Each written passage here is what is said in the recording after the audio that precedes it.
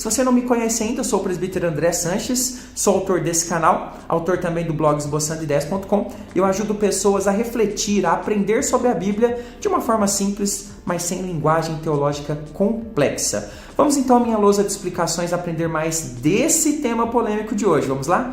Então vamos lá, vamos começar com esse texto, Filipenses capítulo 4, versículo 18, o apóstolo Paulo falando aqui aos irmãos filipenses: recebi tudo e tenho abundância, e estou suprido, desde que Epafrodito me passou às mãos o que veio da vossa parte, ou seja, aquilo que eles enviaram para Paulo, como aroma suave, diz o apóstolo, como sacrifício aceitável, aprazível a Deus. Paulo recebendo aqui uma ajuda substanciosa dos irmãos que fez com que o apóstolo pudesse ser sustentado nesse momento na obra que realizava.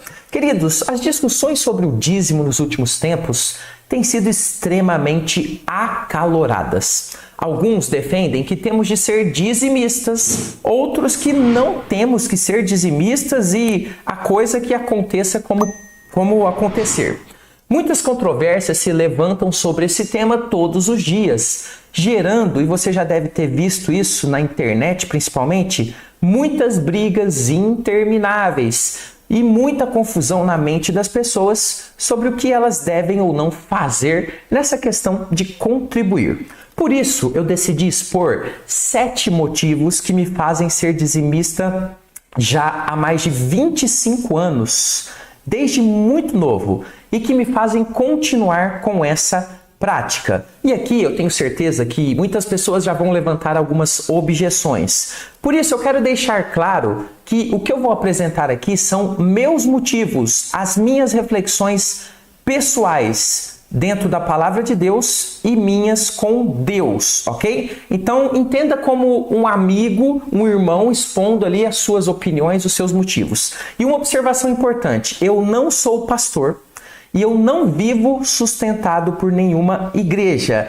É muito importante isso, ok? Veja, eu sou presbítero, eu atuo na igreja ativamente há muitos anos e de forma voluntária. Essas observações se fazem necessárias para que alguns não digam que eu estou defendendo uma causa própria, ou seja, olha, ele diz que é dizimista porque ele precisa sobreviver. Não.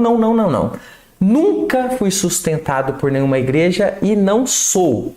E não tenho planos de ser, ok? Então isso precisa ficar bastante claro para que eu possa, então, de forma livre, expor os meus motivos. Em primeiro lugar, a Bíblia não me proíbe de contribuir. Sim, tem gente hoje que quer proibir as pessoas de contribuir livremente. Veja, não existe qualquer proibição dentro da palavra de Deus que me condene se eu quiser contribuir com 10% do meu ganho para a obra de Deus. Não existe. Alguém pode achar para mim algum verso lá no Novo Testamento que proíba um servo de Deus que deseja de coração contribuir dessa forma?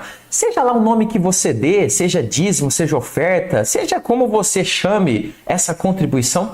Se não existe proibição a essa prática e que eu saiba, ela não fere qualquer mandamento, você fere algum mandamento por ajudar uma obra? Que eu saiba, não.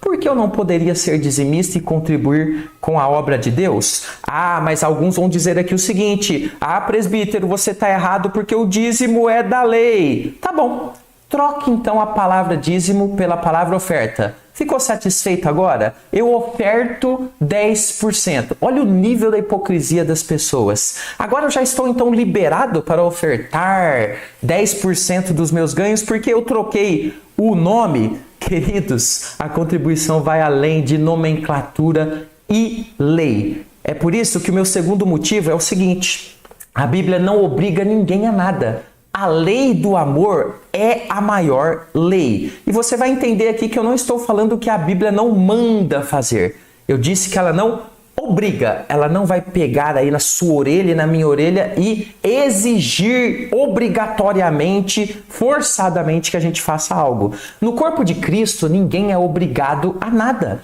Eu não sou obrigado a amar o meu irmão. Não sou obrigado a perdoar ninguém. Não sou obrigado a contribuir também. Porém, nós sabemos que a palavra de Deus ensina que os discípulos verdadeiros do Senhor Jesus, eles devem gerar frutos bons em suas vidas. Mateus 12:33 explica o seguinte: ou fazei a árvore boa e o seu fruto bom, ou a árvore má e o seu fruto mau, porque pelo fruto se conhece a árvore. Então veja, não me parece ter bons frutos uma pessoa que não ama. A Bíblia não me obriga a amar, mas a Bíblia me ensina a amar. E se eu não amo, me parece que eu não sou uma árvore boa, não. Não me parece ser aqui um fruto bom aquela pessoa que não perdoa, e nem aquela que não contribui, que simplesmente se exime, que não quer fazer nada pela obra com aquilo que ela é, aquilo que ela tem e aquilo que ela pode, que o próprio Deus colocou em suas mãos. Por isso, eu tomei a decisão de contribuir, porque a lei do amor no meu coração é muito superior a qualquer lei de obrigação, pois a lei do amor faz muito mais e vai muito mais além. Parece-me então bem claro que foi isso que ocorreu com os crentes da Macedônia, que foram elogiados pelo apóstolo Paulo. Observe 2 Coríntios 8, 3, 4, que texto lindo. Porque eles, o apóstolo está falando desses irmãos da Macedônia, testemunho eu, na medida de suas posses, ou seja, com aquilo que eles podiam fazer. Em alguns momentos, explica o apóstolo, mesmo acima delas, se mostraram o quê? Voluntários. Olha aqui a lei do amor, pedindo-nos com muitos rogos. Olha só, eles insistiam para participar da graça de assistir, de ajudar, de colaborar com o ministério dos servos do Senhor. É nisso aqui que eu me baseio. Esse aqui é um motivo forte para eu continuar com a minha contribuição. Enquanto alguns hoje em dia têm pedido para não fazer nada, para fazer menos, esses irmãos pediam para contribuir até mesmo acima de suas posses, porque eles enxergavam a obra como ela é. Eles conseguiam enxergar o propósito de Deus. Veja, se isso aqui não é um amor pela obra, eu não sei mais o que é amor pela obra. Em terceiro lugar, se Deus me deu condições para ser dizimista, ou para aqueles mais assim céticos, ofertante, por que eu não serei? Veja, se eu posso fazer essa obra, reconheço eu, não é por minha própria força, mas pela força e graça de Deus sobre a minha vida. Ou seja, Deus me deu um determinado recurso, uma determinada capacidade, não é só para mim. Não é possível que Deus dê recursos para eu fazer só para mim, só para aquilo que eu quero, só para aquilo que eu desejo. E o texto de Deuteronômio 8, 17 e 18 me diz muito sobre isso. Ele diz o seguinte: não digas, pois, no teu coração, a minha força e o poder do meu braço me adquiriram essas riquezas. Antes, qual que é o pensamento correto? Te lembrarás do Senhor teu Deus. Porque, ele explica aqui, é Ele que te dá força para adquirir riquezas, para confirmar a sua aliança que sob juramento prometeu aos teus pais, como hoje se vê. Não estamos mais no tempo da lei, mas o princípio do Deus que nos provê, que nos ama, que nos dá, ele continua, não é a nossa própria força. Dessa forma, tendo eu possibilidades dadas por Deus de contribuir para a sua obra, por que eu não faria isso? Que motivo justo e sustentável diante de Deus eu teria para simplesmente não fazer nada? Sinceramente, esse é um motivo que mexe com o meu coração. Se Deus me deu uma ferramenta, é para eu utilizar. Mas em quarto lugar, tem o meu quarto motivo: não vou fazer menos que os servos de Deus fizeram no passado. Isso eu tenho muito dentro do meu coração. Se Deus tem me dado então condições, por que razão eu contribuiria menos do que os servos de Deus que traziam, por exemplo, os seus dízimos lá no passado, na aliança imperfeita da lei? Agora estou debaixo de uma aliança superior, a aliança da graça de Deus. Sendo assim, eu teria de ter um ótimo e justificável motivo para fazer menos pela obra do Senhor e não pecar com isso. É claro que temos de pensar aqui que se a pessoa está passando um momento de dificuldade, ela tem que priorizar a solução disso. Mas eu ainda não encontrei qualquer motivo plausível que me justifique fazer menos do que os irmãos lá do passado, se eu posso fazer igual e até melhor. Então eu penso muito que esse motivo é muito forte para mim. Mas em quinto motivo aqui, um quinto lugar, minha obrigação de cooperar com a obra de Deus. Eu tenho obrigação como crente de fazer isso. A obra de Deus, e quando falo aqui obra de Deus, estou falando da verdadeira obra de Deus. E não da obra de Deus que aproveitadores que tem por aí, tem feito. Essa deve ter a minha colaboração, a verdadeira obra do Senhor.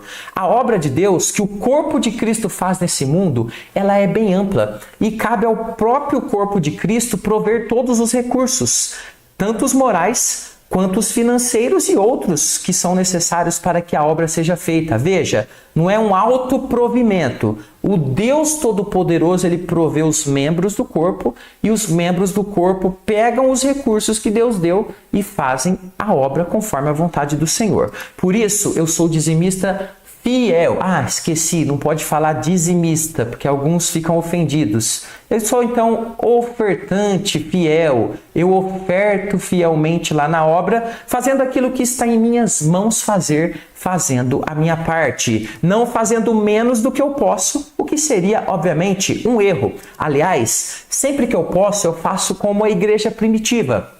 E vou muito além de 10%. Eu tento fazer o que Deus me deu condições para fazer. E aqui, com toda sinceridade e carinho, não falo isso para me gabar, para me autoexaltar, ok? Apenas para mostrar que não existem limites para contribuirmos com a obra de Deus em todos os sentidos possíveis, inclusive financeiros. Então, é tempo, é ministério, é sabedoria, é comunhão, é um monte de coisas que nós temos que cooperar com o nosso Senhor. Aliás, a própria palavra de Deus nos ensina que de Deus nós somos cooperadores. Em sexto lugar, meu sexto motivo é o seguinte: se eu fizer menos do que eu posso estar pecando terrivelmente. Veja, se Deus me deu condições, se eu posso ser um dizimista fiel dentro do que eu posso fazer e eu não faço isso, qual seria o motivo? Seria um motivo justo que eu conseguiria defender diante de Deus? Se Deus me chamasse agora para um julgamento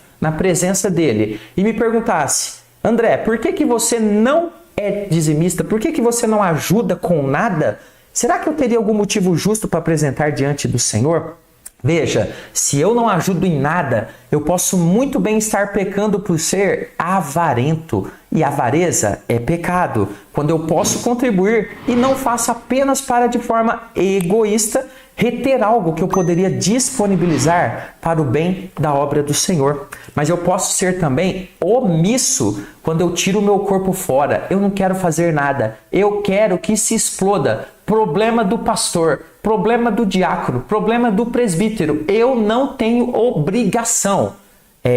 Pode ser que você esteja pecando por omissão diante de Deus, como se não tivesse qualquer responsabilidade com a obra do Senhor. Não só financeiramente eu estou falando aqui, mas também em outros sentidos, uma participação ativa como membro do corpo de Cristo. Mas eu posso pecar também por falta de amor. Eu não tenho amor pela obra do Senhor e isso é pecado. Eu não amo os perdidos. Eu não estou nem aí para a ovelha perdida que precisa ser resgatada. Eu não estendo as minhas mãos aos necessitados para reter cada vez mais para quem? Para mim mesmo. Muitas pessoas têm esse pensamento. E eu posso também pecar por ser um mau administrador. Eu não uso corretamente os recursos que Deus me dá. Enfim, os pecados de quem não faz a sua parte podem ser diversos. E eu não estou falando aqui, você percebeu, de dízimo lei ou dízimo não lei. Observe que o negócio é muito mais profundo do que isso. É por isso que no meu coração eu não posso fazer menos. Eu tenho que fazer exatamente aquilo que o Senhor me chamou para fazer. E ir até além disso, quando o Senhor me conduzir assim, dessa forma. Mas para fechar, eu sei que muita gente fala isso. Eu não confio na igreja. Olha, pela graça de Deus, a minha igreja presta contas e aplica bem os recursos. Eu não sou do tipo que contribuo para a obra e fecho os olhos. É importante saber se realmente a contribuição está sendo aplicada no reino de Deus. Isso, quando é possível, deve ser feito. Minha igreja faz isso, presta contas todos os anos aos membros, mostrando exatamente como tudo está sendo destinado, e assim eu posso verificar onde estão sendo aplicados os recursos e participar disso de forma ativa.